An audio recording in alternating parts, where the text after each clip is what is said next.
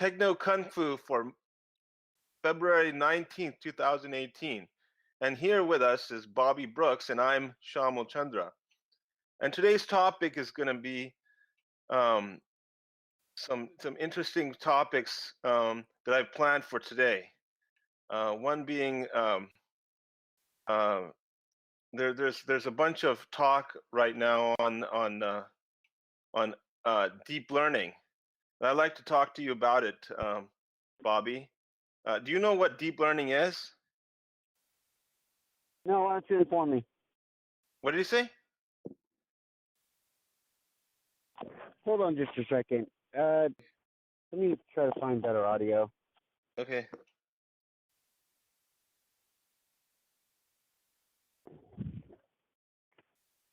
We can always edit it, so it's not a big deal. Yeah.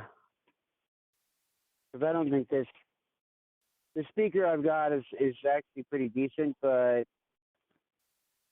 not for things like this. Let me see.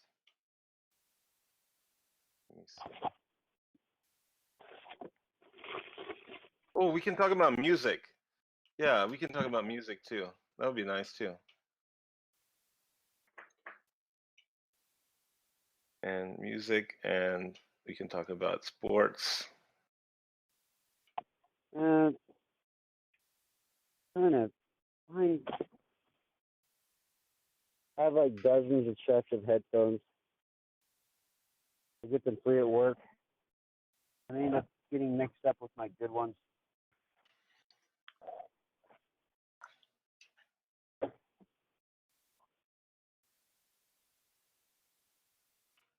Let's just try this.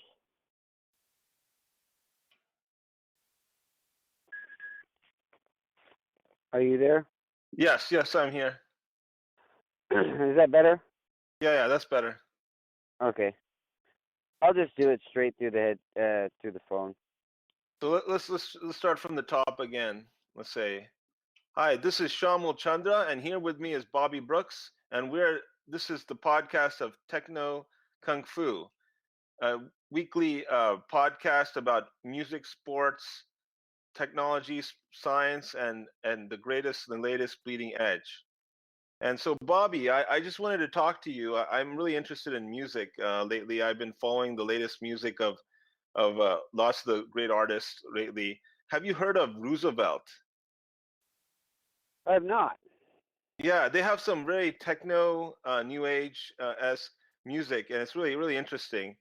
I really enjoy hearing it on the way to shopping or getting my chores done every day.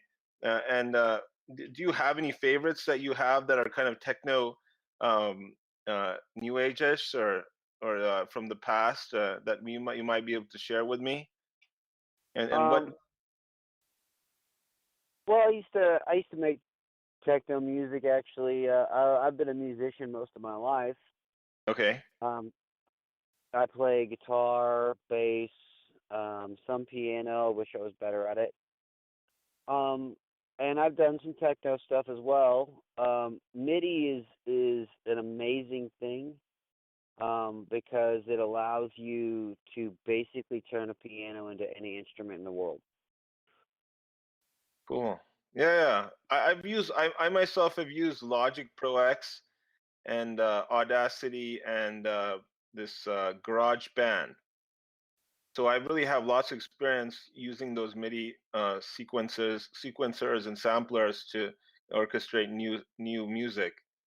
GarageBand I've used a lot, but I mean, what about your experience? Have you been using something else, some other Windows application or Mac application, or do you mess with that much? Or yeah, one of my absolute favorites, which is actually it's kind of outdated tech at this point, but I still think it holds strong. It's called Project 5. Okay, what is Project 5? Project 5 is for those in the techno world, it's similar to Sonic Foundry, which is actually a company They came out with SoundForge and things like that, and SoundForge is amazing. It basically allows you to take a sample and basically edit it to make it. I mean, I could turn your voice into my voice with the equipment on board on that software. Oh, wow. It's absolutely amazing. But Project 5 was just a side project that they did trying to compete with another type of software similar to like something like Fruity Loops. You ever heard Okay. of that? Yeah, yeah, yeah. Where they Yeah, have all these loops. They have all these loops that you can just plug into. Is that what it is? Fruity Loops or well, on the music bass loops? end, yes. Yeah. Like if you're not very musically inclined, then yes, you can absolutely use it for that purpose. However, you can also use it to create your own samples that are specific to you that you can then incorporate in their music. A lot of artists are doing it now. It's a huge thing. Um, because it used to be everything was resampled, right? Like you'd hear an old Michael Jackson sample.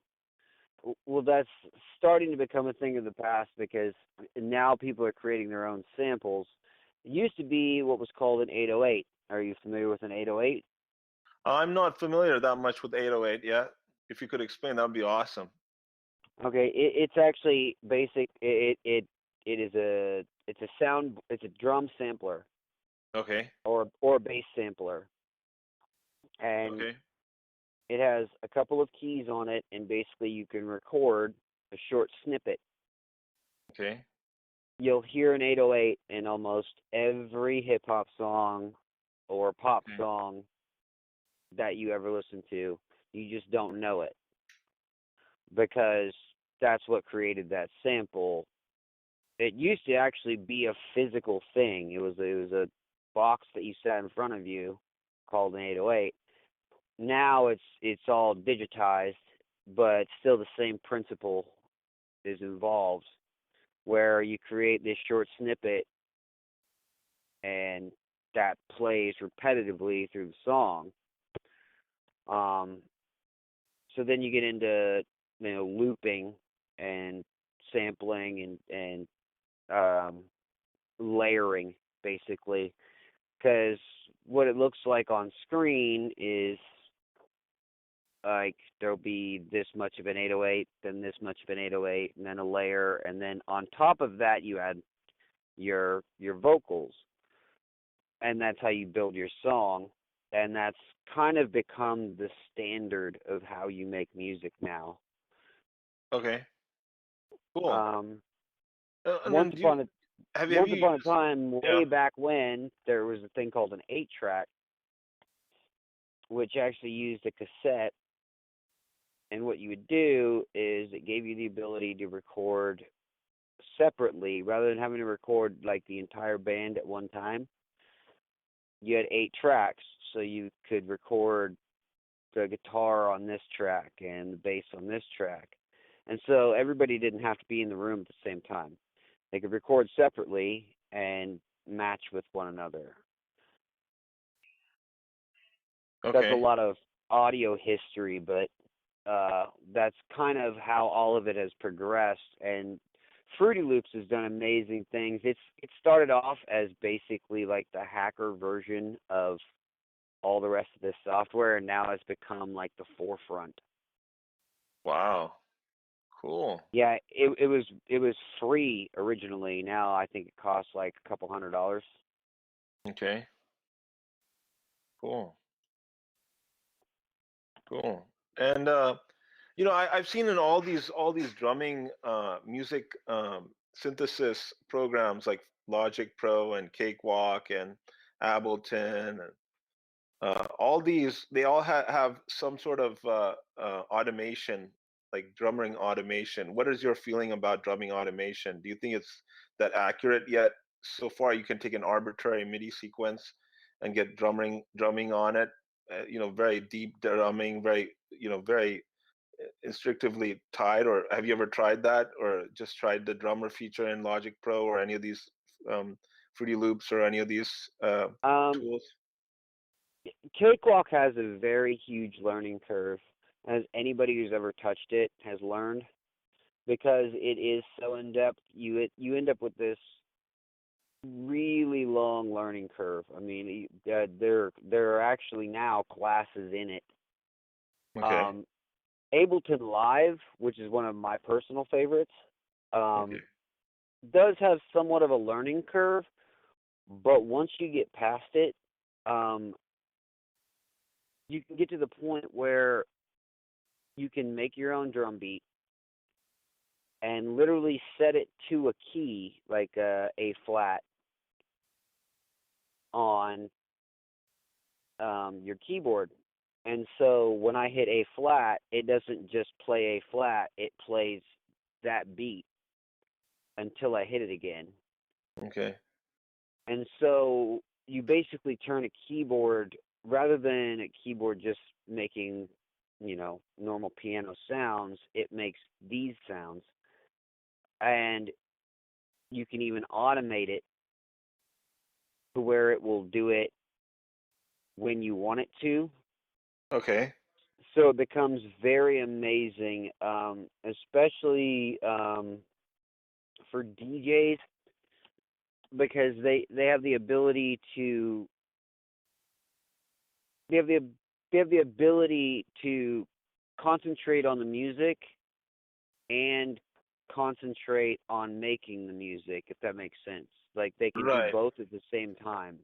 They Right. can play double duty that way, because rather than having to play each and every one of those individual notes, they just have to remember which key controls this beat. And Right. so they can switch back and forth very quickly. A lot of people choose to use a laptop. I actually prefer the keyboard because it's completely laid out. And what I did when I did it was I would actually label the keys. I would just use masking tape and label the keys with what beat was there, so that when I'd hit it, I knew, okay, now we're going to start this rhythm, and here's the melody, and I could switch it back and forth as quickly as simply moving my hand. Cool. So software like that, I think, is amazing, because it gives an individual artist the ability to basically be an orchestrator. Okay.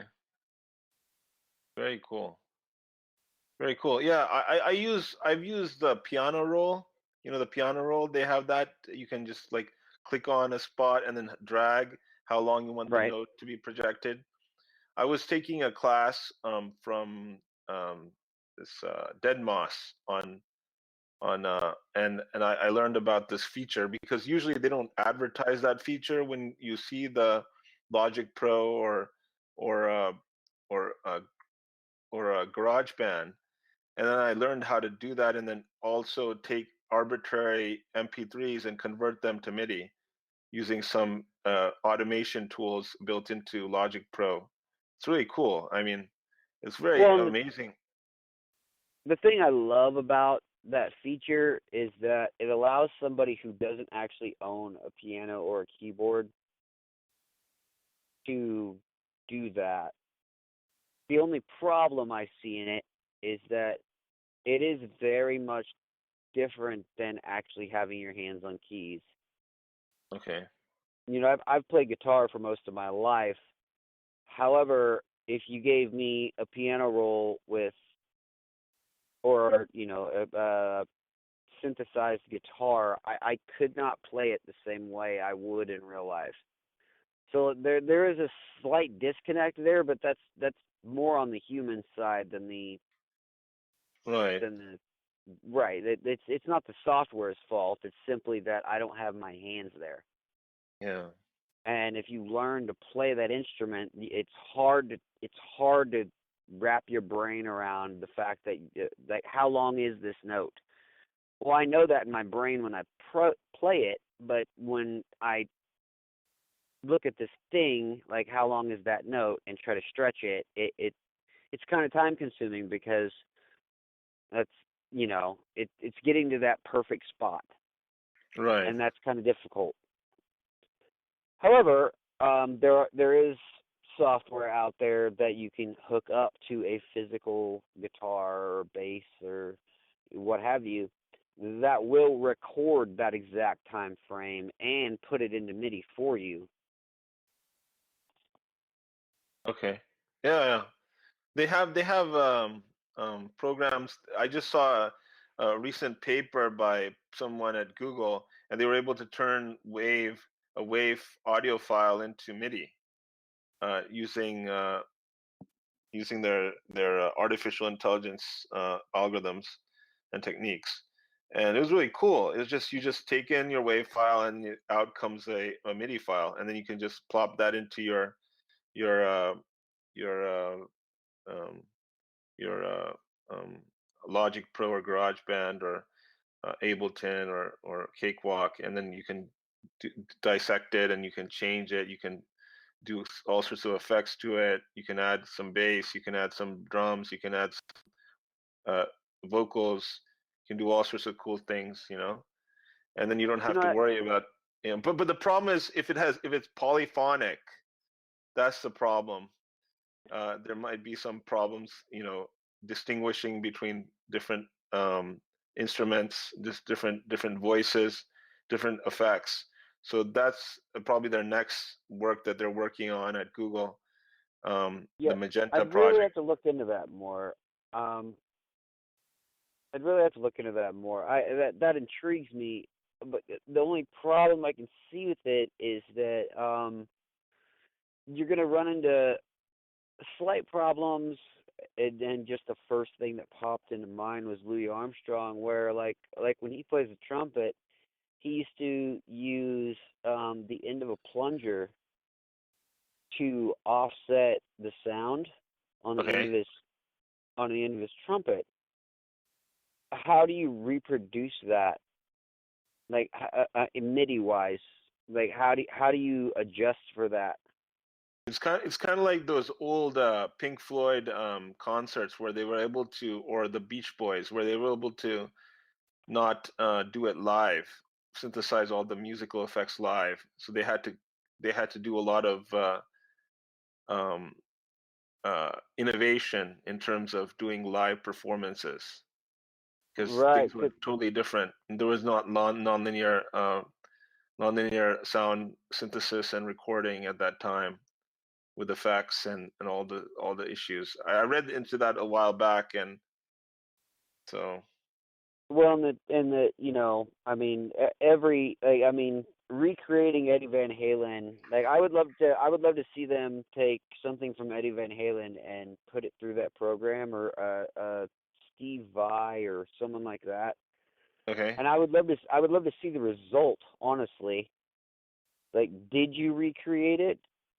I would love to see that because the or even someone like Prince, the just the way they play. Can you transcribe that? Can you reproduce it digitally? That feeling, I guess, the minute details of how he plays, which probably has something to do with his hands. Maybe it's his hand size. Maybe it's as easy as a technique that he uses that he learned.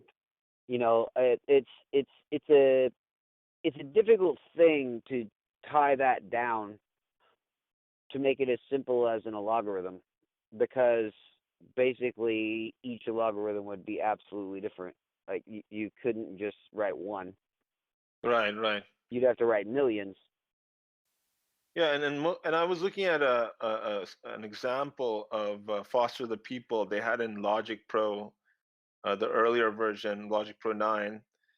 They had those available, and they had so many tracks, like maybe 100 tracks just for one song. So trying to replicate that, trying to get back that whole process from a WAV file would be a tremendous process. Multi-track stereo and with drums and all those things. Reverse engineering that would be a big task for with the next generation of researchers in the field of reverse engineering the music from a WAV file. That would be really cool.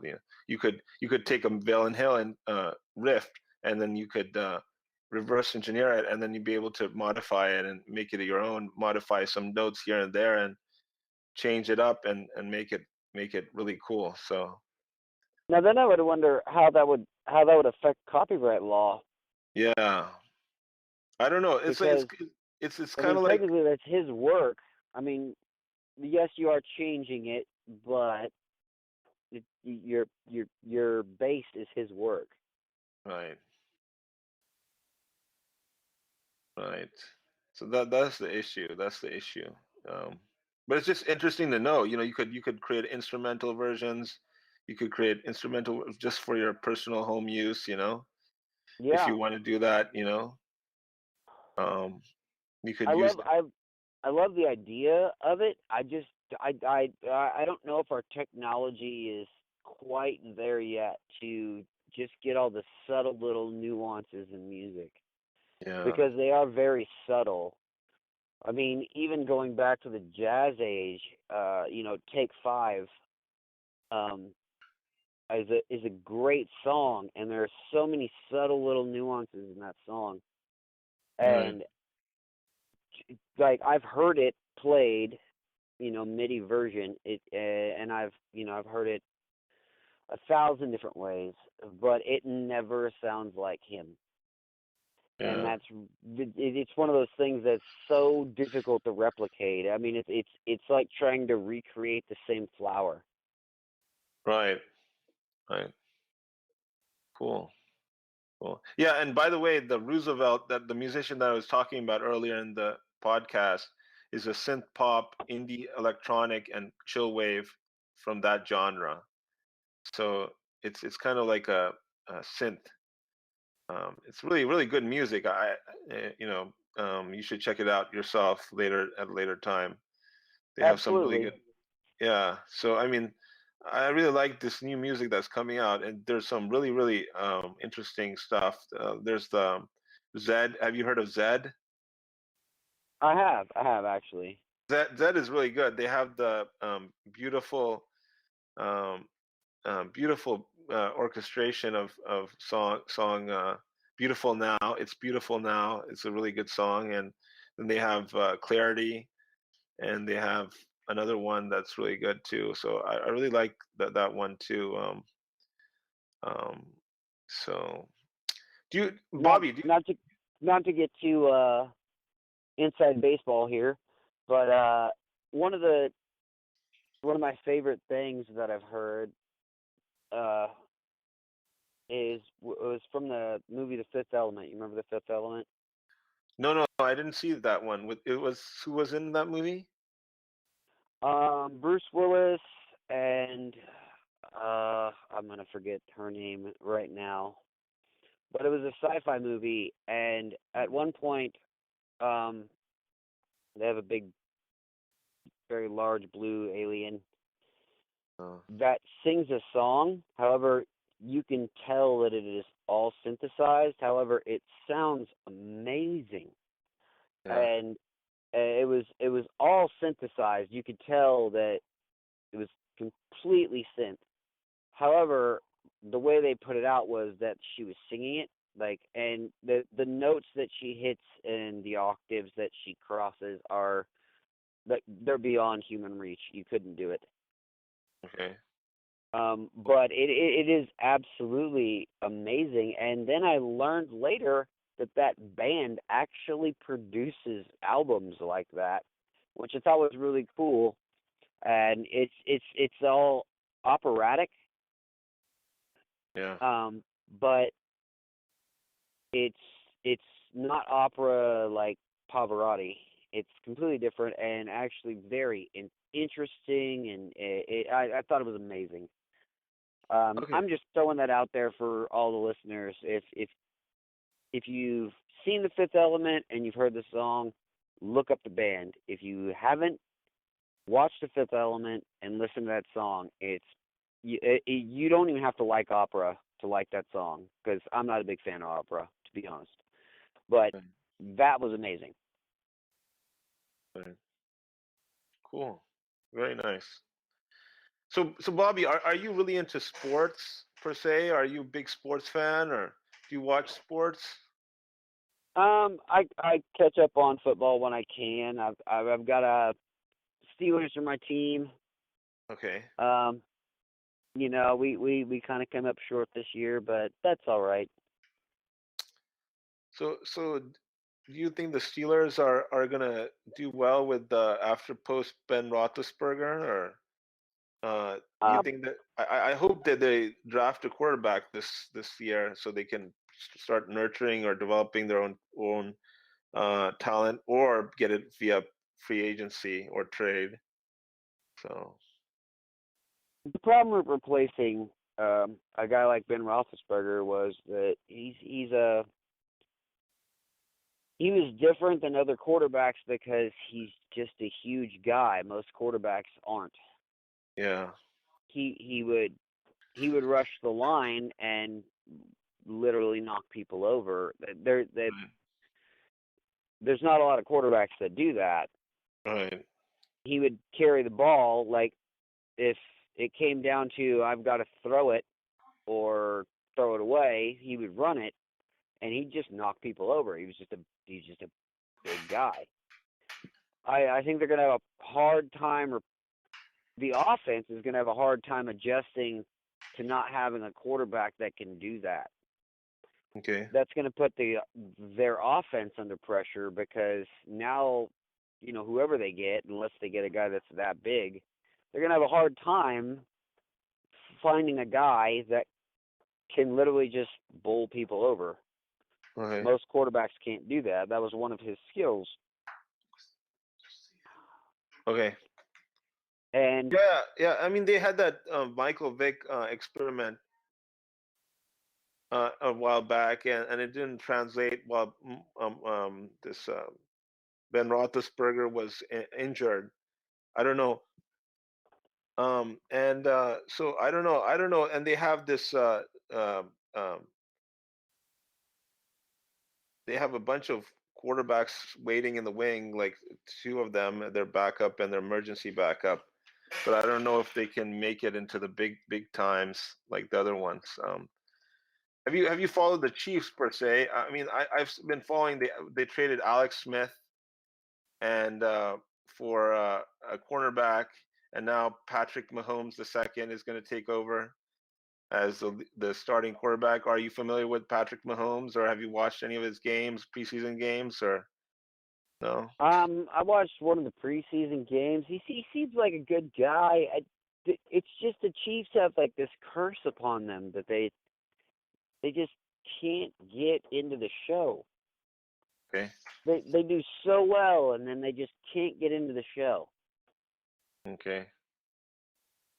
They have that problem. I don't know what it is. I don't know what takes them to that point, but Yeah, they have the Steelers have who's Joshua Dobbs, who's a rookie from Tennessee, and they have Landry Jones, who's a 50-year veteran from Oklahoma. So they don't have that much depth. I mean, brand name depth. You know, like the Chiefs had with um, Mahomes and Alex Smith and many other teams in the past 25 years. They've had lots of really good tandems, and um, I don't know. The Chiefs have been mostly since their drafting of Todd Blackledge back in the 80s have been uh, recruiting quarterbacks from San Francisco 49ers and other teams, like the backup quarterbacks or starting quarterbacks that have gotten injured. I don't know. It just seems to me like it's going to be really interesting to see finally a quarterback that they've drafted do well in the draft. One of their top picks, and hopefully he can take them to the AFC Championship, or hopefully one day the Super Bowl if they get there. their numbers right. Yeah, for sure. And what's your thoughts on this entire ordeal of, I don't know if you've seen this on Facebook and Twitter and Instagram and all the things. The entire it's rigged scenario where the head of the leagues was basically saying that he actually compared it to the WWF. Oh, really? And yeah, and I like made the actual comparison and said, well, sometimes that's the way things go. And then a bunch of the players came out on Twitter, which all of it ended up redacted. But as we both know, anything that you post on the internet, redacted or not, is forever. I mean, you can redact to your heart's content. You can delete posts, would do whatever you want, but it's still there. Yeah. And there was a bunch of players saying that they were supposed to throw the game. It's kind of like Pete Rose from the 70s and 80s, or the White Right. Sox from the early 20th century. Well, and then there was also the controversy of the official who was actually betting on teams, which that obviously is a problem. There's some problems with that. If you're officiating a game and you're betting on a team, then you obviously are going to have a bias, aren't you? Right. Absolutely. Yeah. There's been a lot of that talk going on, and and I don't blame the players. A lot of the players are upset as well, and I don't blame them. I mean, they worked their entire lives to get here just to find out that it's fixed. That would be horribly upsetting. These guys have been working for this since high school, and only to find out that to just collect your check and go home and do what I say and shut up. That's horrible. Right. Cool. Yeah, I don't know, in terms of the quarterbacks this year, I really like Tom Brady. I like Russell Wilson. Andrew Luck was injured most of the year, and Carlson Palmer is also really good too. So I think there's a good future of a series of good quarterbacks that are developing into, like, Montana and Marino and Elway-esque. I hate to be too on the nose, but Tom Brady really did drop the ball in the Super Bowl. Right.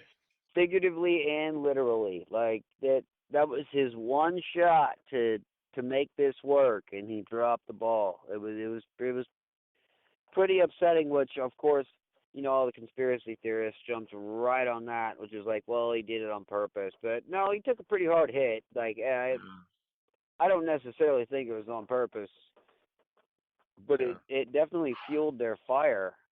Certainly fueled their fire. Yeah.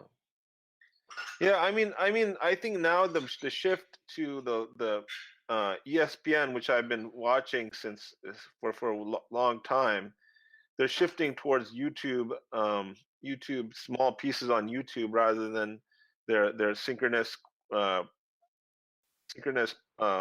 shows that happen every so often from morning to night with Sports Center. And I think there's a lot of cool things that are coming out of this. I saw this recently, that they are going to sell that 538, which is a company that they acquired, startup from Nate Silver. Have you heard of Nate Silver? I have not. So Nate Silver wrote The Signal and the Noise, and he is very keen on using statistics and math to predict the election results in 2008 or 2012, and also 2016. But somehow his calculations were not didn't somehow he could not attribute for 2016. But he also does a lot of cool rankings for major leagues in football, basketball, baseball, and college sports. Um, so it's really, really cool stuff. But I don't know. I don't know. Understand why ESPN would not see value in something like that, because it gives them some sort of value. But maybe there's not enough viewers. Maybe they're not enough people coming onto their website. It's just really interesting take on things. It's like kind of like the Upshot from New York Times, where they take statistics and math and they make a kind of a story out of these graphs and charts and plots to make everything so exciting. So Yeah. Do you remember the movie Casino? You ever seen that movie? Casino, yeah.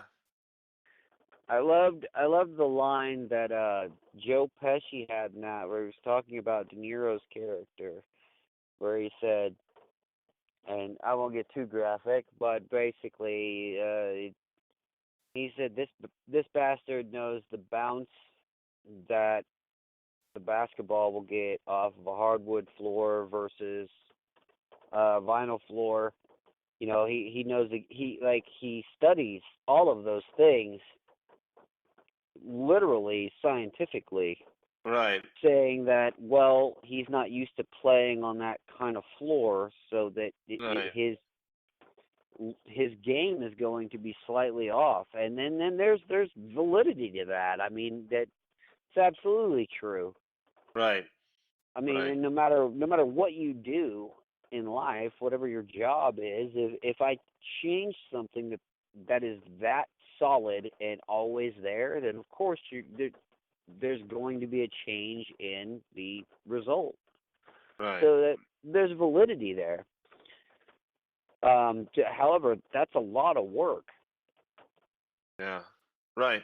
Right. Yeah, it's a lot of work. I mean, your return on your research, ROR is very, very twofold. It could work out. It could alienate the people who are reading the news, or it could make them feel that they can synthesize what their observations are in one single page. Rather than reading the entire article, Sports Illustrated like article, which is long and inundated with detail and 10 pages long. You just Right. have one page and you have one graphic that's dynamic, and they can capture the essence of the rating system or the ranking or the ELO ranking of someone over time, a team or a person, or progression, player progression. Those type of things are very interesting. So And it's actually very similar to the stock market. I mean, we do the same thing with the stock market. I mean, it's still gambling. I mean, yeah, your P&E ratios and your like it's the exact same statistics. It's just we're applying it to something else. right, right, I mean, if you look at the stock page of any newspaper that you pick up, to most people it looks like jargon. yeah, But to somebody who knows what they're looking at, they actually make informed decisions based off of this data. right, And sometimes that's wrong. Like sometimes, Amazon has a secret deal that they're doing with Walmart or whatever what have you, and you don't know about it until the day it comes out, and then their stocks plummet or surge. Either way, like it's right, and it's the same thing that could happen in professional sports. I mean, a guy could be playing a game and sprains his ankle. Well, there went your season. yeah, If Tom Brady throws his arm out, that messes up the entire season. right.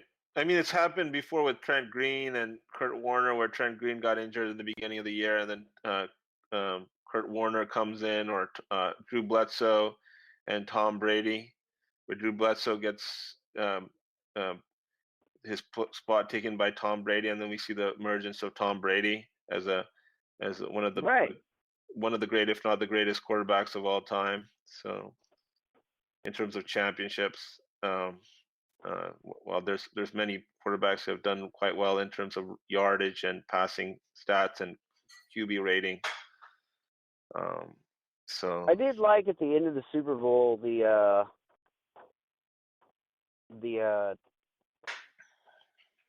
the toss back play that they were trying to do, Right. that was pretty impressive. I mean, that was literally high school football. It's the end of the game. We're losing anyways. Let's go for it. And literally try to do the toss back. I thought it was great. It didn't work, but I was happy to see it. Like, I was happy to watch it happen because I Right. was like, yeah, why not? Like, I was thinking the same thing. I'm sure the coach was like, hey, look, this is the Hail Mary play. Like, just go for it. I thought it was Right. amazing. It didn't work out, but you know what? It was fun to watch though, and that's the thing. You know, it's all about ratings for them at this point anyway. Right. Did you like the Justin Timberlake halftime show or? You know what? I thought he did pretty well. No kitties popped out, so that's good. Okay. There was there was It was it was there was there was no unexpected boob coming out, and yeah. I like the fact that he Wardrobe called back some old malfunction. friends. Yeah. Yeah. So it had been 25 years exactly almost since the Michael Jackson performance at in the Super Bowl 25 years ago. So that's pretty cool. I mean, the time has passed so much since. But So I think he did a very decent job. yeah, He didn't flub it at all. yeah, I mean, I was actually kind of hoping for a Janet Jackson like cameo, like just as a right. joke. A Easter egg, Right? Easter Yeah, egg, yeah, yeah. or Exactly. some Like an sort of Easter egg. Like she just like surprise. pokes her head out the side and like, hey, and then just goes back. But I was hoping for that. It didn't happen. But hey, whatever. I Yeah, get why she probably wouldn't do it because it kind of was an embarrassing moment. But we're all laughing at it. It's just a joke. yeah. The March Madness is coming up next month, and do you follow Bobby? Do you follow any of these teams in the college basketball or? Oh yeah, yeah. No, you lose me there. After football, I'm done. Oh, you're done. Yeah, I pretty much watch football Yeah, on I Saturday, check out Sunday. on basketball till next year. Yeah, so that's cool. I'm all about football. Did I you mean, watch the? basketball's a hard game. I've got a lot of friends who have kids who play in it, and you know what? Like, I would honestly rather go watch one of their games. Yeah. I'd feel better about it. Okay. Cool. Yeah. I mean, in my opinion, uh, I really like all these sports. Especially even baseball when time arises for baseball.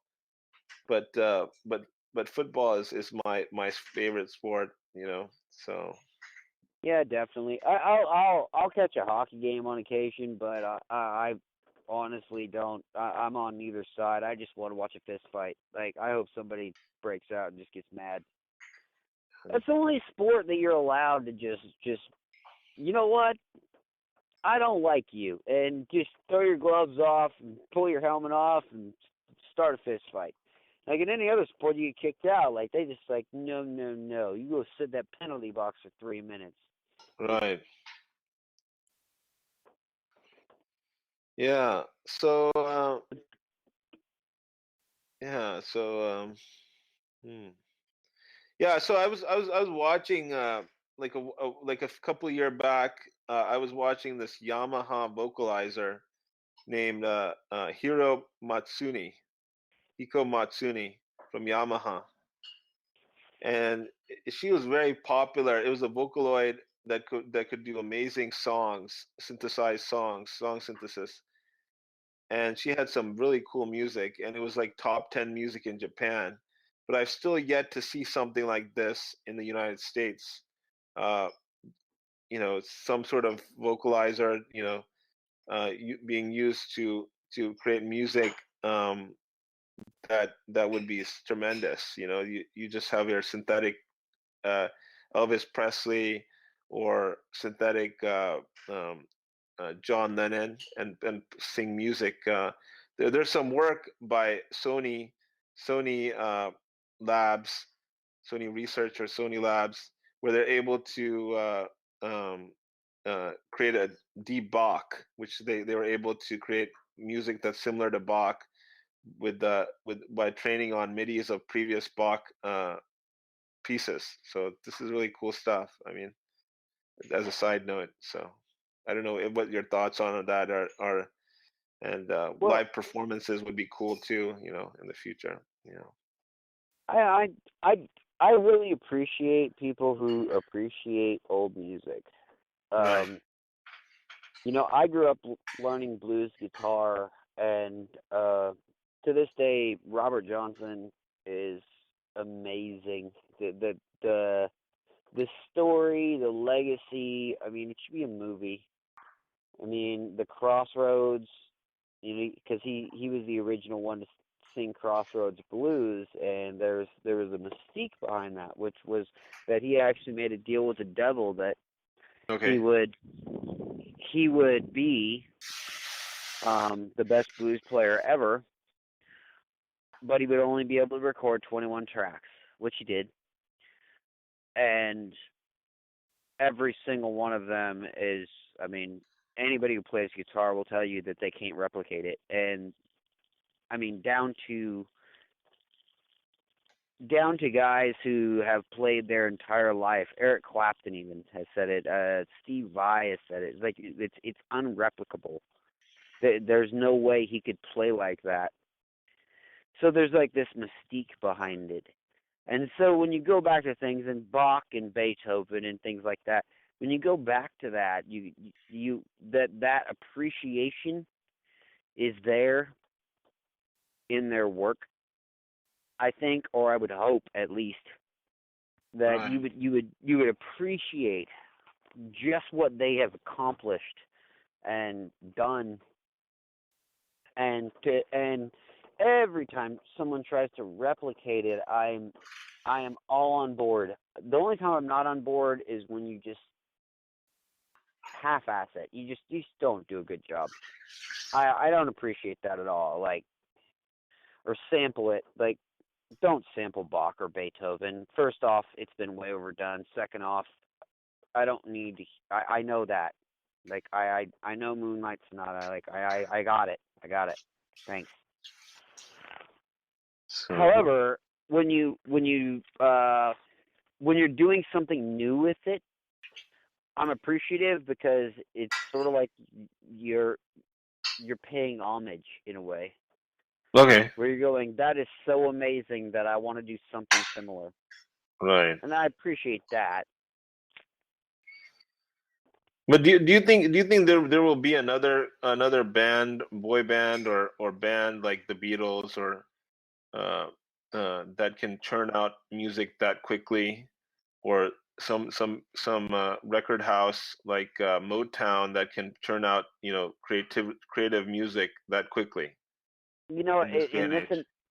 In this environment, no. Um, Mostly because everything has become, Synthesized, yeah.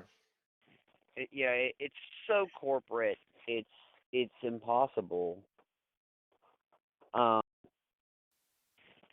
I mean, there were very great bands that Okay. went under the radar that shouldn't have. Um, oh, I'm trying to think of the Used. The Used is a good example. Okay. They were on an indie label, and they were an amazing band. They actually put out a bunch of albums, but you'll never hear about them just because Yeah. it's not the environment isn't what it used to be. Right. Right. It used to be you did town hall music shows in wherever, Idaho, and you do enough of these and there becomes a pop, and once that pop starts, then somebody approaches you about a record deal. Even Right. with the Doors, I mean, someone as famous as the Doors, they were approached. That doesn't happen anymore. Now you you send tapes or discs into AR executives who literally, and I've actually talked to these people, they listen to the first 30 seconds of a track and either say they're in or they're out. Right. They don't listen to your body of work. They don't, and not to their fault. They don't have time for that. They get thousands of submissions a day. It'd be ridiculous to expect them to do that. But it's also ridiculous to expect that you can judge a body of work off of 30 seconds. Okay. Cool. Yeah. I mean, I think it's now becoming. There's so many people with those tools on their computer that there's so much competition that they don't have time to filter out what is extraneous or not up to their standards. Yeah. And yeah, then that is a part of it too. Is that it used to be you spent the better part of a lifetime learning how to play an instrument and do it well. Right. Now that's not necessarily true. Right. You don't need to know how to play guitar. You don't actually need to know music theory, technically, to make music. Right. Ask Kesha. That was a horrible take, but Keisha, yeah. Hopefully she's not listening to this, but ask, there's plenty of pop stars.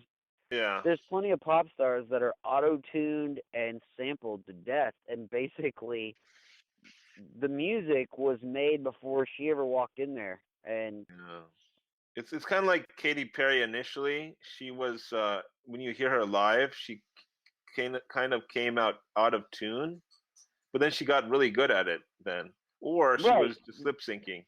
The irony of that is that she learned about music after she started doing music. Like most people do that the other way around. You learn about music and then you do music. You don't do music and then learn about music. Yeah. So it's like Rebecca Black with Friday. Now she's doing much better. That was a parody. However, you know what? I'll take it as a parody. I get a good joke. I get it. That's fine. Or William Hung, right? With We Are the Champions and She Bangs, She Bangs. He's just a horrible singer, like just tone deaf. But we think it's funny. Okay, that's fine. That's a joke. However, we've now taken that out of the realm of he's an artist to no, he's a comedian. Right. Which is still an art. However, it's not the same art. Right? Like, so you're going to a show for the comedic value, not because you want to hear him sing Pavarotti. Like, yeah. So there's a lot of cool stuff. I mean, out there. I mean, and I don't know about Keisha. Her first album I really liked some of the songs, like 3 of her songs, but the new album however, somehow she wrote none of it. Yeah, she wrote none of it. She was just part of this machine, So right, that's the thing. That's why it's so hard to replicate something like the Beatles, singer-songwriter, producer. Yeah. Like she didn't sit down with a guitar and literally write that music. No, she didn't. Yeah. But they had those. Lennon sat down with a guitar and wrote songs. Right, like Billy Joel. Johnny Cash sat down with a guitar and wrote songs. I know that because I've played some of his songs. I know some of his songs. They're very simple to play. Right. However, it's the lyrics and the intonation that go along with it that make it so gorgeous. And a lot of those bands are like that, and we're missing that. We're missing that mark. Even when you get to somebody like Tupac made his own music, right? And he was a poet before he was ever a lyricist. Right. Even Al Pacino was used to read tons and tons of Shakespeare before he became an actor, a famous actor. Yeah, You have to do your prep work. That's, I mean, whatever it is, the classics or the classics. Before you get into the major leagues right. You can't just walk in, and and expect to do dazzle. this. It's Yeah. not that easy. I mean, it is for them because basically everything's done for them and they're just expected to show up. Right. They're more of a face than they are anything else. Yeah. So, And there's been a anyways, lot of ugly people that do music. I think we'll end it here, right? I think this is a really good conversation today we had, and um, this is a really really cool. I learned about music from you, Fruity Loops, and this some clips, some famous quotes from Casino, Yeah, and and definitely check out Project 5. It's old software, but it's good. It's worth it. right, right. Hard to find. You probably have to scour the internet a little bit, but Yeah, and definitely worth it. I'm trying to look for as much GNU software that I can that's available. You know, that's so I can look at the source code and see exactly how the work is done inside. How the great programmers of that time, write the code. Or use the API to figure out what's going on inside. And automate things. So Yeah, their automation was amazing. Actually, their one of the things that Project 5 hung its hat on, which was really cool, and I'll probably get some flack for saying this, but I was a big fan of Orgy. You remember the band? no, no, I've never heard of that band. Yeah. They're a really great band, and the lead singer when after he split away, he did a track called New Metal as a Okay. promo for that software, and it's Okay. amazing. It's Okay. amazing. It's amazing work. The software is amazing. It's one of my favorite pieces of software. It's up there with me with Ableton Live. Oh, cool. Those two are my go-to. Yeah, and then you see this Garage Band on iPhone and iPad, and then the alternate on Android. I But have a problem with all of those though. Like I've tried to use Fruity Loops on my phone, and it doesn't translate well. To it's because honestly, you need a bigger screen and a bigger device to have you actually get into it. have you tried the Novation Launchpad? No, I'm not. Yeah, I want to try those. They are on sale right now, so I have to check those out. But the everything I've tried to use on my phone was, Yeah, it was yeah. I mean, yeah, you could, but something that would take me 20 minutes on my desktop would take me an hour and a half on my phone. right, So there's, it doesn't. I mean, I guess if you are moving constantly, then yeah, go ahead. But right, right. If you're in between your commute to work or back, you can produce music. That would be pretty cool. I On mean, or if you've got something that's already in the can and you yeah, just need to tweak it, that would be good because yeah, from what I've heard, Fruity Loops, the actual software, the desktop software, will interact with your device. So, I mean, right. theoretically, you could edit, on your downtime. But as Mm. far as just creating a track just based off your phone, it would be so time consuming. It wouldn't be worth. It wouldn't be worth your time. Okay. Do you know the typical time it takes to create music from the old days, like the Cat Stevens or the John Johnny Cash, or how much time do they spend actually creating the melody and the poetry behind the music? Uh, uh, Well, the I mean, just speaking as an artist, the funny part, it's one of those things where it's sort of like writing poetry. It's either something that hits you in a yeah, flash and or doesn't. it's over and done with, or it's something you write down in a notebook and you come back to it, and you come back to it, and you come back to Ruminate it, on it. Yeah. and then years later it forms into a thing. But it can also happen, I mean, as quickly as, an hour. I mean, Right. sitting down with a guitar and a good idea, it's that flash of brilliance versus Right. Right. grinding on it for years. And even with the flash of brilliance, I mean, like that, yeah, I have that flash of brilliance, and I put it all on paper, and it's all good. However, most artists in general are neurotic, Right. so Right. they don't think anything is good enough, so they go over it and over it and over it and over it, and Right. there's that. But yeah, writing music, I honestly, to all the technophiles out there who love to write music using nothing but a laptop or a desktop or whatever your choice is, I would suggest to learn an instrument, because it is a much faster way to get your ideas out than your computer ever will be. Translating things into code is so much harder. Even with the advances that they have in Cakewalk and everything, it is just so much harder. Just sit your phone down, hit the record button, and just belt it out. Right. And they even have software now that can,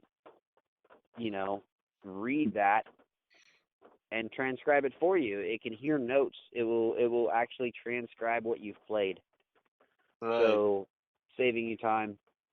But you're much better off to have whatever it is that you play in your hands. And what do you think about these Rocksmith? These applications that allow you to learn how to play guitar. Do you think they've hit big time with mainstream, or do you think they're just kind of like a very niche product that very few people have? I I don't know. I don't know anyone with one, and I was interested in getting one, but learning how to play the the guitar using a video game. Well, I do know that the Guitar Hero version that they made that was actually a guitar just flubbed. Yeah. Because that's not what people are trying to do. Like, they're not Yeah. actually trying to play guitar, they're trying to play a video game. And Yeah. so you get that disconnect of, like, I'm not just trying to play a video game. I'm trying to Right. learn guitar. Yeah. Do you think the classical way of learning guitar is better, or this gamification of guitar is better, in your opinion? Me personally, I think that sitting down in front of someone who has played for 20 years, 15, 20 years, they will tell you more than the software ever will. It will not, it can't show you, it can't physically show you. Okay. Yeah. It's like I learned classically with an instructor, and Right. Right. plus Yeah. it's sort of like going to the gym by yourself versus going to the gym with a person. Right. They Right. push they push you harder. Right. The competition, the group exercise is much better than doing it by yourself in front of a Connect, right? So Right? that's Yeah. They actually will tell you, you're better than this, and and like, here's where you messed up, but that's fine. We'll fix it. The software can't adjust for that. I mean, minus an instructor, yeah, absolutely go for it. I mean, learn an instrument. Everybody should play an instrument, but right. if you can get a person, it's first Yeah. off, you're getting out there, you're building relationships, you're getting off your phone. There's that whole thing now where everybody's so into tech that we're becoming unpersonable, but Right. at the same time, like, that person can actually look at what you're doing and judge it. Right. Instead of just numbers, you know, and math, kind of Right. be able to reverse engineer your thought process and be able to figure out what's going wrong and correct you. I think that's something that's missing, you know. It's kind of Well, like and even it's kind of like a chess engine saying to you that this is the wrong move, but not to be able to explain why you made the wrong move and how, you know, why how trying to reverse this or fix this problem that you have in terms of your well, vocals and and or your I would playing even the go as music. far as to go as you know, it can't judge if you're in a bad mood. Yeah. Maybe one day I come in and I'm supposed to learn guitar and I'm in a bad mood, so I don't play well. Right. Well, the AI doesn't know that, Right. Right. so it just says you're playing poorly. Like that's the only thing it has to register Right. is Right. simply the notes. It doesn't know that like, well, I'm in a bad spot right now. There's this thing going on in my family or what, you know, whatever, and I'm just not in the mood for this. Yeah. However, if you're sitting in front of a person, the person can go, so what's going on today? Like Yeah. they'll pick up on that subtle clue and go, yeah, maybe today's not your day. Yeah. Cool. All right, so I think we'll end it here. This is Techno Kungfu with Bobby Brooks and Shyamal Chandra. We look forward to talking very soon next week, and keep listening, keep subscribing